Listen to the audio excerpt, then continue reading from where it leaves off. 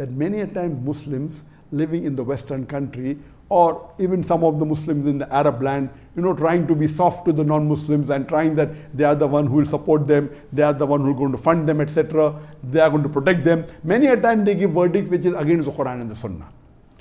Be careful. If we are going to go against our Muslim brother, Erdogan, the president of Turkey, or against a Muslim country, there are hardly few people today, Muslim leaders, who can really try and revive the Sunnah.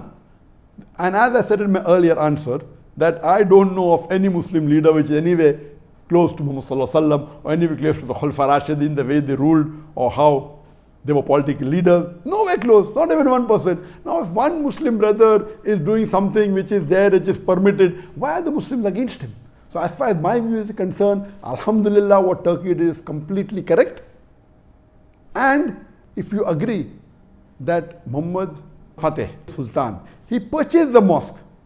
Today we know there are hundreds and thousands of churches in different parts of the world, in the Western countries, in UK, in Europe, in America, which have been purchased by the Muslim organizations. If you say that after you purchase you can't make it into the mosque, that means the Muslim living in the Western country will have to give up all these mosques to the church. If few centuries back,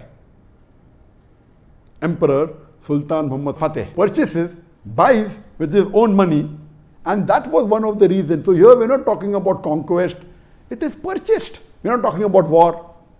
It's permitted after war you can convert it. Here he purchased it.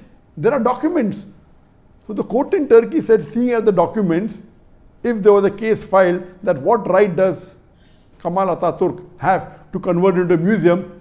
The highest authority in Turkey, it's a legal verdict, said what is done by Atatürk is wrong. Now what is bothering USA or Russia or Greece? How can they object?